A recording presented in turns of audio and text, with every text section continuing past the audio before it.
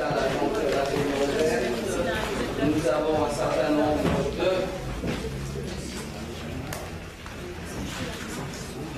pouvoirs. Bienvenue de Valanda Thierry Bascou, Claude Kopelanski à moi-même jusqu'à son arrivée. Il est là, de façon ininterrompue. Franck Lelière à Philippe Bouvier, présent.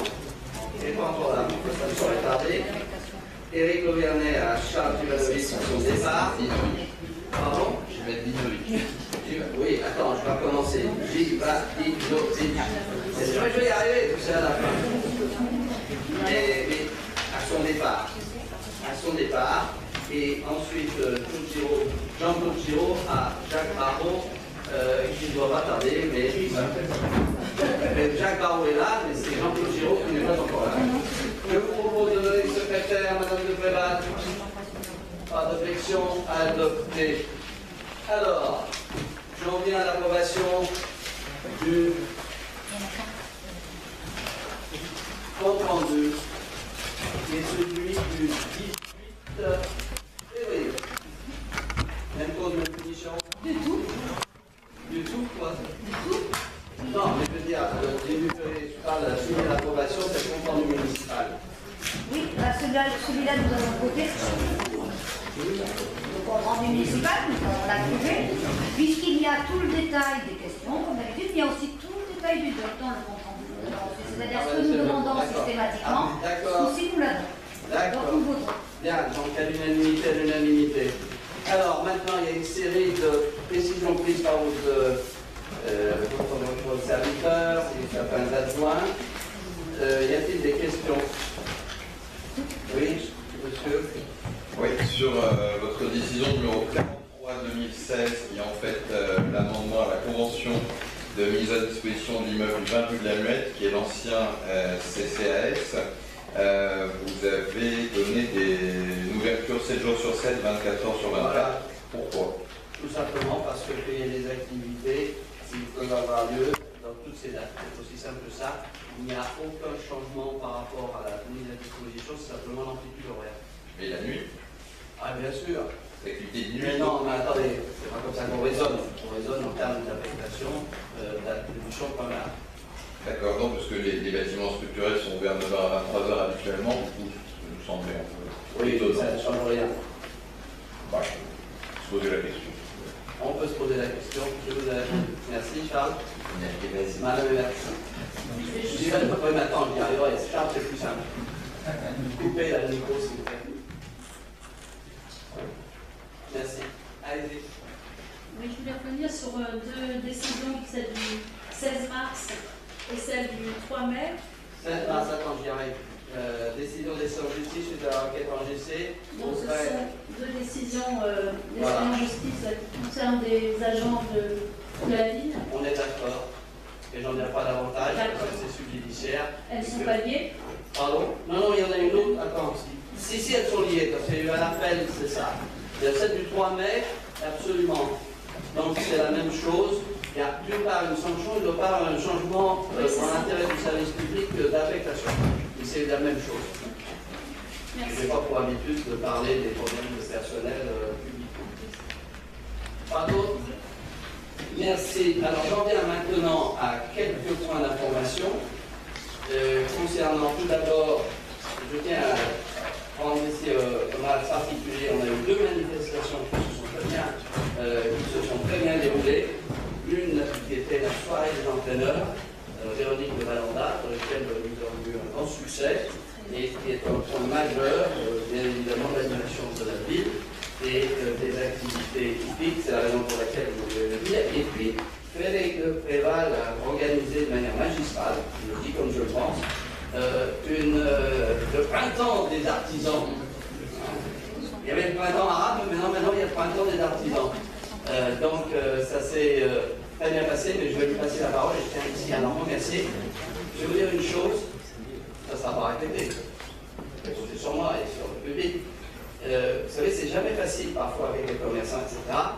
C'est la première fois où j'ai entendu des commentaires élogieux, je me suis posé des questions maintenant, sur l'organisation qui a été faite et véritablement tous les commerçants et tous les artisans du centre-ville et des alentours, enfin des rues adjacentes ont joué le jeu. Assez étonnant et ça s'est très bien réussi. Il va falloir le répéter. Frédéric, vous avez la parole. Oui, donc la première fête du printemps des commerçants et artisans des Maisons Lafite le samedi. Il y a eu en fait 40 barrières qui ont été installées entre la place du marché à juin et la place du Lyonnais. 70 commerçants ont participé et 10 artisans, donc c'est quand même un grand succès. Certains étaient aussi devant la trottoir de la rue Longueuil, donc à la municipale de Longueuil. Donc bon, le temps il a été aussi pour beaucoup, parce qu'on a quand même beaucoup de choses de passer dans ce groupe. Mais cette animation, quand même, ça a donné un grand succès. Et les Olympiques peuvent vraiment être fiers de ce commerce de proximité qui est vraiment de qualité et très diversifié. Et c'est vraiment, il faut vraiment le faire connaître parce que c'est l'occasion dans des ambiances festives comme ça de le découvrir et de le redécouvrir. Voilà, il y a quelques questions. Vous avez participé à cela, ça s'est très très bien passé et je tiens à souligner. Alors maintenant, sur un sujet connexe, il y a le 13 et le 29 mai, parlez dans le micro. fête des marchés. Et on demande des marchés, comme celui des Olympiques, et on demande éventuellement à des élus de bonne volonté, quand ils iront au marché, de mettre ce badge. Oui.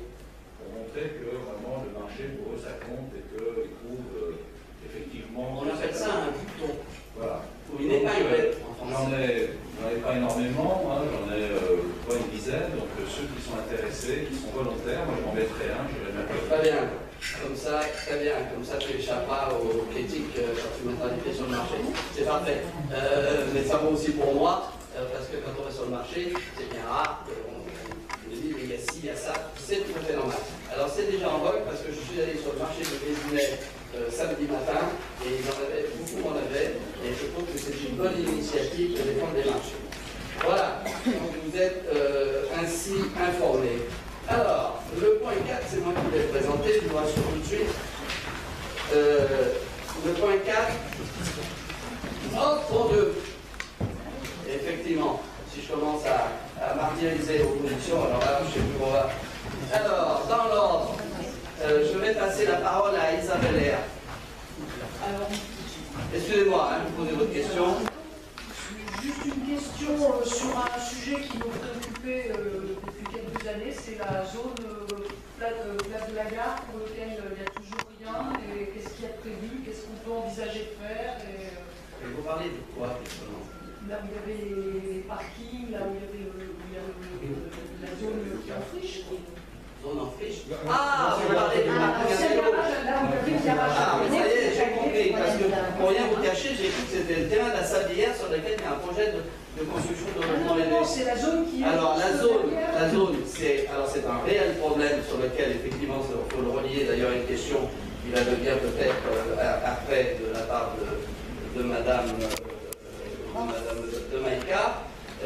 Effectivement, parce que ça pose un problème. Le problème, il est le suivant. On a réfléchi depuis des lustres et des lustres sur la transformation de cet endroit qui est à la fois un monticule et qui est à la fois enterré.